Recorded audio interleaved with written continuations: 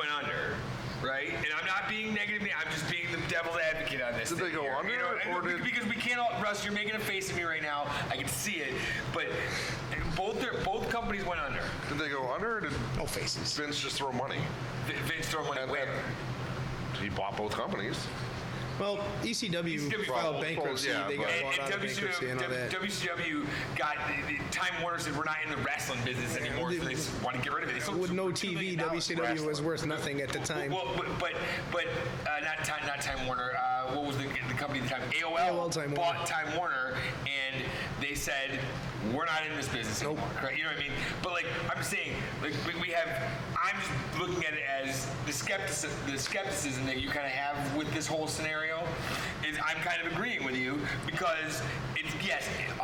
In my heart of hearts, I hope that this does well and it's great for things. But just the track record of the two people you put in charge. It's not the greatest. I think the way that I kind of view it is, if you look at Paul Heyman, he did some good things with ECW. Of course. It's not Vince Russo anymore. Well, he did good enough things well enough that Vince took notice. Yeah. Now, in the case of Eric Bischoff, the only thing in my eyes that he did, well, maybe two things: the NWO and Goldberg, which was a stolen storyline. However you want to put it, he put it to use, and they made a ton of money off it. Yeah, of course. Okay, and they beat WWE or WWF. Right. I mean, a few weeks in a row. The Japanese storyline. Other than that, did you watch Japanese TV at the time? Oh, but other than that, I'm more worried about Bischoff than I am about Heyman, because Heyman's been in the business. That's why Heyman got Raw. Hold on. But I'm just saying, Heyman has been in the business. He's been involved in the business this whole time. Eric Bischoff, he does have 83 weeks. Hold on. He does have 83 weeks, which is fine. But he hasn't been directly involved in the business for a long time. So the ideas that he has, I'm not sure if they will translate well to what it is right now. So that's a little worrisome to me. My personal friend Eric Bischoff. We were friends at Comic-Con a couple weeks ago. But go ahead. Well, wrestling, as much as we don't think about it much, wrestling is undoubtedly tied with pop culture. And in the time that Eric Bischoff's been away from wrestling, his production companies put out popular shows, things that have been, popular with pop culture at the time. He's always relevant. He always has been. This is just him coming back to wrestling, and a lot of the stuff, it's all the same. Storylines are everywhere you go. So, I mean, I don't see it being a bad transition. And he was a lot more than a one-trick pony, in my opinion. As long as they don't he brought the cruiserweights to the national stage, and I go back to the businessman thing. A lot of the time when you saw WCW start to fall off is when there was business turmoil.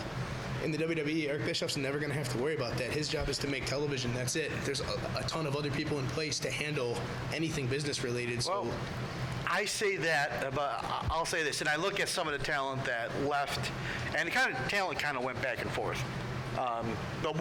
People changed companies back and forth there for a little bit.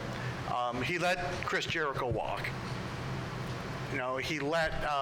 Did he let them walk? Yes. Or was there not enough money to keep them? There was enough money. They can say that there wasn't enough money, but there was enough money. But they sold the company for $2 million and they were out of money. So at the time Jericho left, there was money. And you look at Chris Benoit, Eddie Guerrero, who else? Dean Malenko.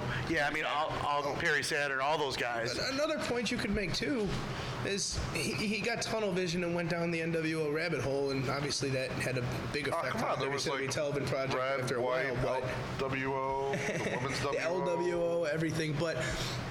Again, there wasn't anybody to chime in and say, hey, we have to broaden this. As much on the business side, even on the product side. He's going to have input from other people, too. People who know the business. They have some great producers behind the scenes in WWE. Some of the greatest talent from every generation is helping out with the product. So it's a completely different environment, and it's not a crazy backstage environment, or at least it shouldn't be. Well, you say that they have like all this talent backstage, producers and whatnot, but where's that gotten them? Comes down to who the writers have been. Yeah, that's Writers true. It comes down to Vince. Well, that's true. too. There you That's- go. That's true. And There you go. ultimately, In the the corner. biggest thing is if he gets behind the whole thing. Well, now Vince has been rumored that he's given a lot of power to He knows that Heyman and not Bischoff. that they're in trouble, but he knows that there's some competition on their tail, and he's got to change up some things. For the last, 20 years, 15 years, he hasn't had to worry about anybody. Mm-hmm. All of a sudden, you got to change stuff up a little bit. He realizes it. He What about when sees it. TNA went to Monday nights?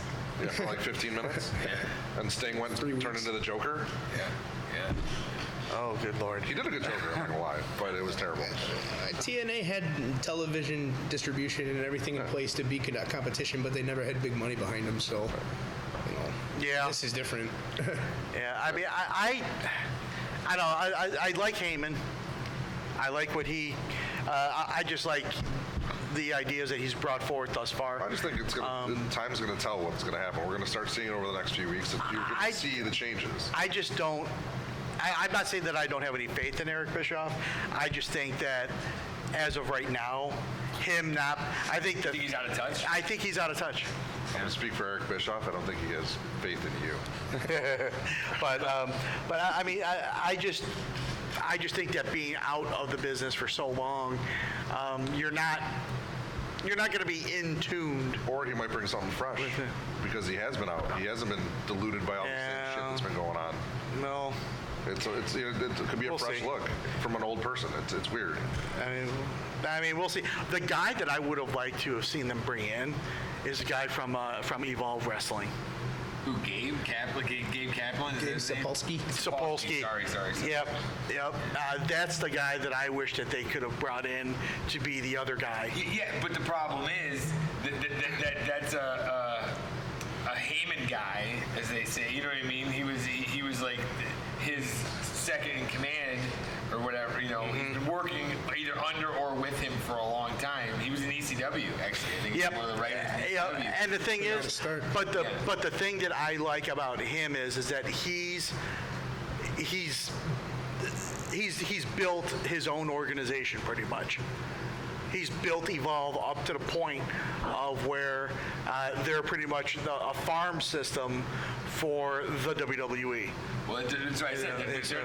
They're like the double A ball, and if NXT's triple A, and then the bigs are WWE. You know what I mean? This is why they wouldn't bring him in, because he's too valuable to them in that role. Yeah, but 100%. And you want something completely different. You want your NXT, your Raw, and your SmackDown to be three completely different shows, three completely different feels. If he is a Heyman guy, he's going to have some Heyman-esque. That's kind of what I was saying. Yeah. Yep. Nah, So you have three different. You want your shows to be the same but different. You want to have something different every time you watch. When I watch Raw, I know I'm going to see this. When I see SmackDown, I'm seeing this. NXT, I know I'm going to get this. You start doing the same thing on every show, it's going to get stale like it's been. And And people start watching a highlight show. Exactly. I can watch Raw in 15 minutes if I want Right. to. with the big push for SmackDown this fall going to Fox, and they're making it a big push. Yeah. Bischoff is a TV guy, and they need you know what I mean? They probably said, well, we need a TV guy. I don't want to say it's sure money with him, because like you're saying, it's you don't know what he's going to do because he might be out of touch, but at least he's a TV guy. Vince is like, I need a TV guy to get this show off the ground on a new channel, on a new network. So that's maybe that was the thinking behind it. And the fact that they're trying to get NXT the same night as AEW. Yeah, but that was weird, because isn't AEW supposed to be Tuesday nights? That's night initially what they Dynamite. said. that's But Tuesday, but there's rumors that patents have been filed for Wednesday night. Dynamite. I don't know why they keep reusing the word dynamite, but whatever. Name of the show. Yeah, but now, what bothers me about that move, a few things. One, how is that going to affect the network subscriptions? Because because a lot of people do tune into NXT on the network. How does that affect that? I'm sure they'll make the pay-per-views all that much more must-see, or at least that's got to be their internal thought. I hope. Well, that should sell the network alone. It's going to turn it on to people that don't have the network that want to see this. Well, for the longest time, I didn't watch NXT, and I just started watching. A lot of places don't have internet capability to stream the network as freely as we do, or a lot of places do too. It's crazy. But another, or even in the boonies. and another aspect of it is the NXT show that's on Wednesday nights on the network is different than an NXT takeover. Yeah. It's now It forwards all storylines. right, but what are they getting? Are they getting an NXT show or an NXT takeover? Because if it's NXT, I don't believe that's going to work. I don't know. I mean, NXT has got some. NXT It's more a smaller pop right now venue, than but Raw. it's still the same type of action. There's a certain intensity with NXT Takeover than there is with the regular NXT show. Well, maybe they'll run some mid-range venues then. Maybe they'll really take NXT on the road then. Well, it's not necessarily mid-range venues, but you're talking about a 1 hour show. You're going to have to expand it to a 2 hour show. They have enough talent to do it, but it's like now you're... Who's to say they don't get 2 shows? One on the network and one on... Or what? The one on Wednesday nights or Tuesday nights could be just a replay of whatever's on. You get to see it on Monday or whatever day, and then they broadcast it on... Just like they used to replay Raw and SmackDown and WCW. They're not going to want to add production costs, so they're going to try to. If they're going to do this, it's going to be in the cheapest possible way. Yeah, so I mean, they're going to do a 2 hour show. To me, they would have to, if they truly want to go up against AEW. Well, it comes down to Fox wants to give it to them. Yeah, well, Fox is. Well, we'll see. I mean, because they probably want to see the better product over the next couple months before they want to make that NXT commitment. does get huge pops. People love NXT. NXT Takeover, they do. Yeah, the shows are... The shows are not... It's a full sale, right? Yeah. Yeah. So it's not that big of a place. So it's like, Well, I don't know. NXT packs like a venue like Riverworks. I think if they get a show like this and they're really going to produce different content, I think they'll start filming those type of events. Well, that kind of gives that WWE indie feel. Well, and that's what they got to be looking for. Well, Riverworks only seats like 300. That's loud though, and it looks great. It's loud and it looks great. Show a whole stadium. Full sale. The full sale is I don't know, a few hundred there. But what I'm saying is that the NXT Takeover pay-per-view, we'll say, is far different than the regular NXT show, because it's just so much more intense. So this possibly builds that up to be more intense. It might change the product a little bit to make it better.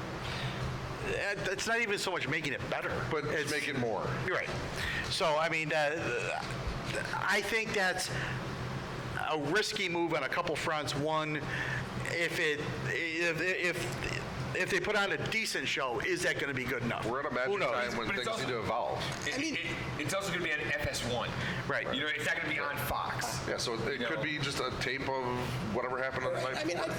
I don't think they're going to try. They're going to do this without adding any cost. And I think that if it fails, it fails. Who cares? Right. That's why they're doing it with NXT. So they're setting themselves up to, if we lose, all right, fine, we're still on the network. Nothing's changed. Yeah, and honestly, if they keep it at Full Sail University, the production cost is already there. They're not spending any more. You know what I mean? It's just like everything else. The product needs to evolve. They're already touring too, so if they want to do like a once a month show from a bigger venue, then just bring the cameras. Which sidebar? How have we missed 2 of them? They've been in Buffalo twice. We've missed both of them. One's coming up really soon. One it? just got announced, and I think it's like September. So where's our So we ticket? should all go to that probably. Yeah. But to me, going to FS1, and like you said, FS1, not exactly. I don't. Would it be worth that time to go to FS1? Because you would be taking it off of the network. Who said it's going off the network? But I if don't doing think they replays is a waste. Not if even know if everybody they would do doesn't have the that. network.